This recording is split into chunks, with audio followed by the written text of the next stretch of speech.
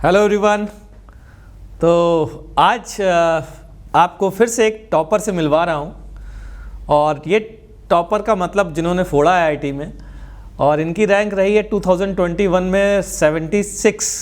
सही है ना? 76। हर्षित है ये, और हर्षित को मैंने 2 साल पढ़ाया 11th और 12th में, और फिर इस बच्चे ने चाप दिया। तो आज कुछ बातें करते हैं हर्षित से, और हर्षित से पूछते हैं जो आप लोगों के लिए भी काफ़ी फ़ायदेमंद होने वाली हैं बातें, वो भी पूछेंगे, और प्लस हर्षित के दिल की बात भी सुनेंगे। तो शुरू करते हैं। हर्षित, ये बता, अंडर 100 का सपना कब से था, कब आया दिमाग में? स्टार्टिंग में तो नहीं था बिल्कुल। स्टार्टिंग में नहीं था। मैं 10th के अराउंड आया था कोटा, तो जब आया था तब तो 100 नहीं था मेरे अंदर, की था कि रैंक लानी है, थोड़ी सी अच्छी से लानी है ताकि कॉलेज मिल जाए, बस ये था। फिर 10th के बाद 11th आया, 11th में स्टार बैच मिल गया तो आपके अंडर आ गया मैं। आपके अंडर आते ही थोड़ा लगा कि हाँ रैंक ला सकता हूँ मैं, कि जैसा आप आए थोड़ा मोटिवेट किया, थोड़ी मेरी भी रैंक वगैरह आई, मुझे भी रिजल्ट दिखे मेरे एफर्ट्स के, तो लगा कि हाँ रैंक आ सकती है। वही तो थोड़ा वहीं से टारगेट चालू हुआ मेरा कि लानी है रैंक, अंडर 100 लानी है, अंडर 100 लानी है, ऐसा। तो मतलब मैं बच्चों, आप फिर से देखें उदाहरण कि कभी भी टॉप 100 वाला जो बच्चा है ना, वो शुरू से नहीं सोचता है कि उसे टॉप 100 लानी है। तो ये आप सबके लिए बहुत इंस्पायरिंग है कि ऐसा नहीं है कि टॉप 100 वाला 9th से या 8th से बन के आता है, ऐसा बिल्कुल भी नहीं है। तो कैसे 8th, 9th, 10th में तुम्हारा क्लास में परफॉर्मेंस कैसा रहता था? एवरेज था, एबव एवरेज था, या बिल्कुल एक्सट्रीम था?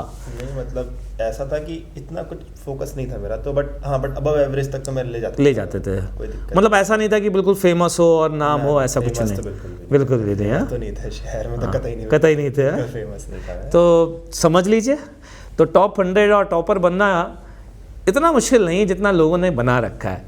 और ये तो हर्षित जानता ही है कि जब हर्षित से मेरी पहली क्लास हुई थी, उस क्लास में मैंने बोला था कि जो बच्चे पहले क्या पढ़ के आए हैं मुझे इससे कोई मतलब नहीं है। जब मैंने ये बात बोली, हर्षित का बैच बताता हूँ कैसा था। हर्षित के बैच में ऐसे बच्चे थे जो पहले से भी पढ़ के आते थे, ऐसा मुझे बताया गया था। तो मैंने क्या किया, आते ही इनकी क्लास में बोला कि देखो ऐसा है, तुम्हें आता हो चाहे नहीं आता हो, चुपचाप बैठ के पढ़ना, और मैं पढ़ाऊँगा, आगे चल करके तुम्हें पता चल जाएगा कि तुम्हें कितना आता है नहीं आता। तो ये हर्षित की आवाज़ आई पीछे से, लंबा है तो पीछे बैठता था, तो इसकी आवाज़ पता है क्या आई थी? इसकी आवाज़ आई थी, सर हमें कुछ नहीं आता, आप तो ये मान के पढ़ाओ। मुझे याद है आज भी, तूने ये बोला था। हाँ, तो मैंने कहा यार ये लड़का कौन है मुझे पता नहीं, लेकिन ये कह रहा है कि सर आप तो ये मान के पढ़ाइए, हमें कुछ नहीं आता। तो मुझे अच्छा लगा इसका एटीट्यूड, और उसके बाद यही उस बैच का फिर टॉपर बना, उस पर्टिकुलर बैच का मैं। तो ये समझें आप कि उस बैच का जो टॉपर था वो हर्षित था 11th में। तो और ये तब ये कह रहा था कि सर आप ये मान के पढ़ाइए कि हमें कुछ नहीं आता। तो ये खासकर उन लोगों के लिए बता रहा हूँ बातें जो 9th 10th में पढ़ते हैं और ये सोचते हैं कि 11th में ठीक है यार, सर थोड़ा हाई फाई बता दें, थोड़ा सा हाँ स्टाइलिश वाला बता दें, उससे कुछ नहीं होता।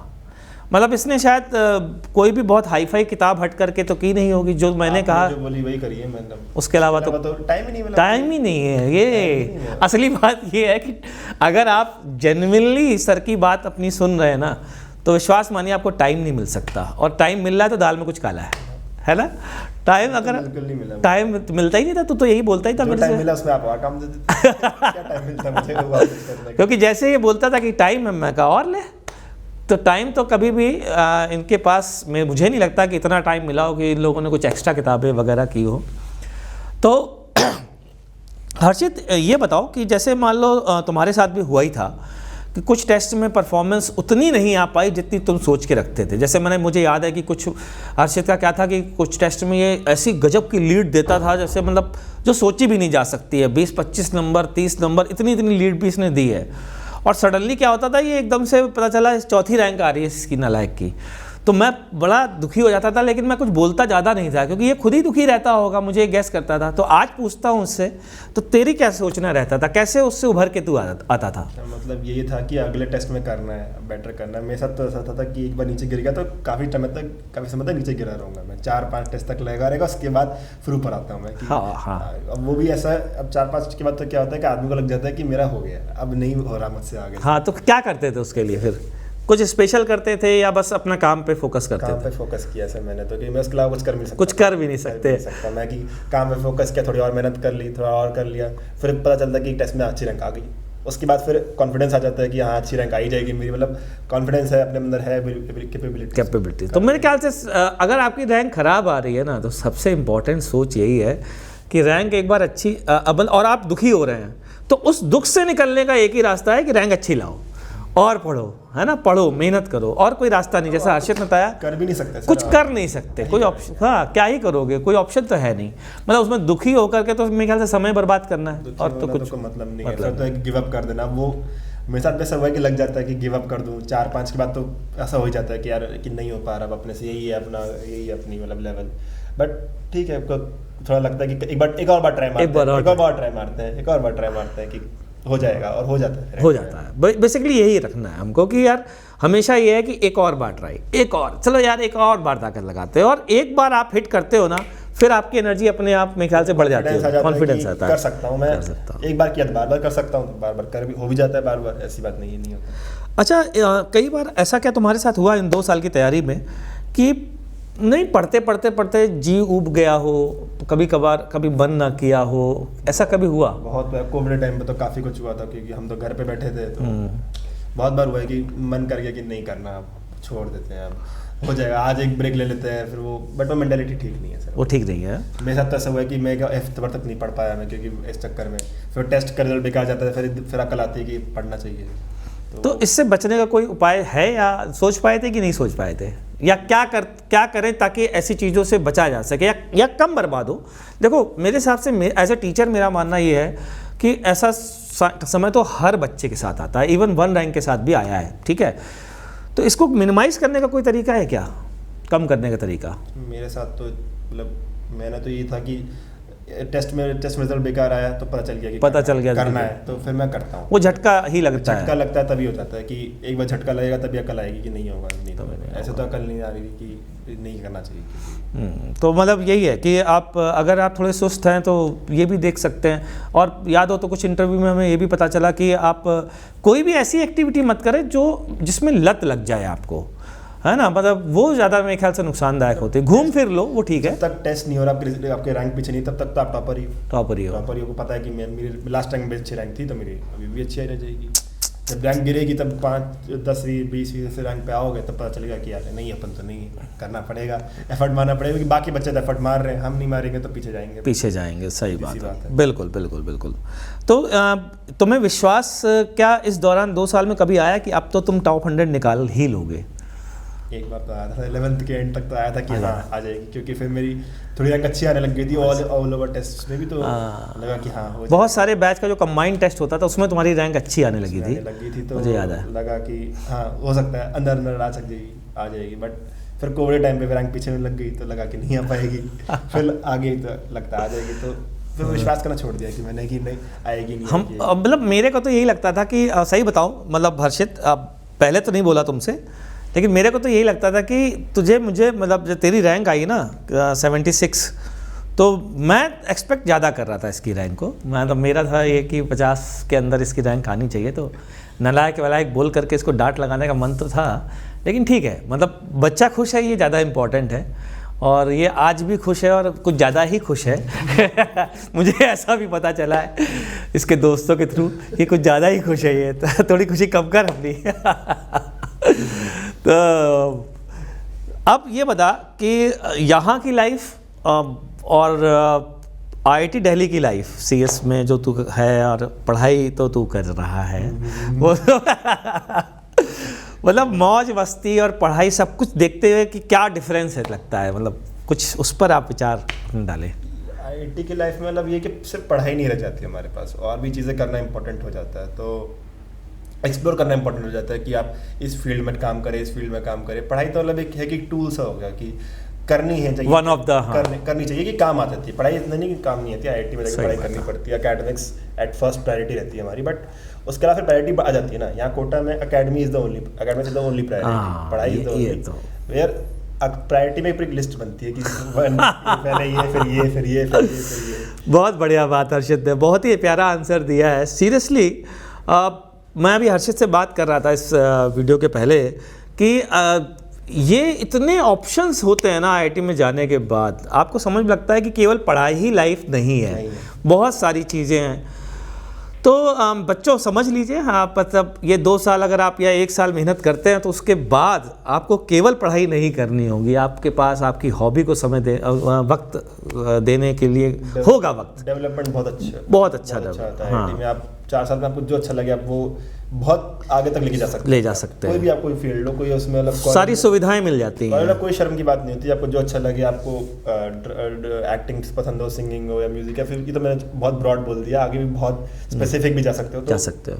बहुत चीज़ होती है। तो मतलब मैं तो इसी बात से बहुत खुश होता हूँ। और अच्छा बच्चों, एक बात बताता हूँ, यही रीज़न है, आपने देखा होगा कि मीम्स भी बनते हैं इंजीनियर्स के ऊपर कि इंजीनियर हर फील्ड में है, और उसका रीज़न यही है जो हर्षित ने एग्जैक्टली बोला है कि इंजीनियर जो है ना वो जेईई की तैयारी में पिसा हुआ होता है, मतलब वो ध्यान ही नहीं देता उसके अंदर क्या क्या क्वालिटीज़ हैं। और जब वो आईआईटी में जाता है तो हमारे आईआईटीज़ में सुविधाएं इतनी अच्छी हैं कि उसकी फिर असली हॉबीज़ निखर के आती हैं और वो उस डायरेक्शन में समय दे पाता है। इसी कारण से इंजीनियर जो है वो आप देखते हो एक्टर भी है, इंजीनियर जो है वो डायरेक्टर भी है, प्रोड्यूसर, मतलब अलग अलग फील्ड में भी इंजीनियर हैं। इंजीनियर यूट्यूबर भी है। तो क्यों है? क्योंकि आईआईटी जाने के बाद उसे पता चलता है अरे और मैं ये भी कर सकता हूँ और ये भी बहुत अच्छा कर सकता हूँ। अच्छा हर्षित, अब अगला क्वेश्चन ये है कि थोड़ा सा प्रिपरेशन वालों से हटते हैं। अभी जो आईआईटी के फर्स्ट ईयर में बच्चे हैं, जब आएंगे, जिन मतलब जैसे मेरे पढ़ाए हुए बच्चे जाएंगे सीएस में, क्या उनके लिए कोई बात कहना चाहोगे? अब तो तुम सेकेंड ईयर में आ रहे हो, क्योंकि ये कहूँगा कि मतलब कुछ अपने मन में बना के मत आना कि मैं यही करूँगा आईआईटी में, यही करूँगा। हर चीज़ एक्सप्लोर करनी है कि कुछ भी आ जाए कि किसी कोई कंपटीशन हो रहा है या कोई एक इवेंट हो रहा है तो अटेंड करो, कर सकते हो। तो ये तुम्हें पता नहीं तुम्हारा इंटरेस्ट कहाँ पे आ जाएगा, तुम्हें खुद नहीं पता होगा। 2 साल के बाद तो क्या ही नहीं पता चलता। अब मैंने ऐसे देखे कि जो बिल्कुल आउट ऑफ द फील्ड जाके अपना इंटरेस्ट काम कर रहे हैं, वैसे क्या बात है। तो हर चीज़ एक्सप्लोर करनी चाहिए, वो हर चीज़ को ट्राई करना चाहिए, एटलीस्ट एक बार तो ट्राई करना चाहिए, क्योंकि तुम्हें पता नहीं तुम्हारा इंटरेस्ट कहाँ भी आ जाए। बिल्कुल, क्या बात है, क्या बात है। मतलब इतनी शानदार बात कही हर्षित ने। ये बात मैं भी बच्चों से बोलता हूँ कि अपने आप को एक्सप्लोर करने का मौका ज़रूर दो, अपने आप को मौका तो दो यार, एक बार तो ट्राई करो। क्योंकि क्या है कि हम जो हिंदुस्तानी कल्चर है हमारा, वो ऐसा है कि हम बड़े पढ़ाई को लेके बहुत इतने ज़्यादा फोकस्ड होते हैं, हमारे परिवार भी, हमारे पेरेंट्स भी, पढ़ना है तेरे को और कोई काम नहीं करना।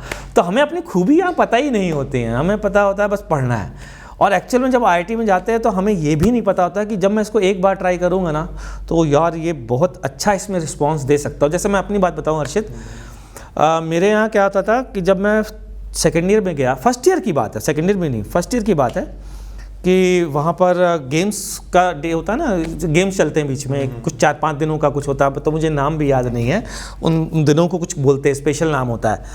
तो उन गेम्स में पोल वॉल्ट हुआ करता था। अब पोल वॉल्ट में डंडा लेके कूदना है, कभी जानते ही नहीं थे।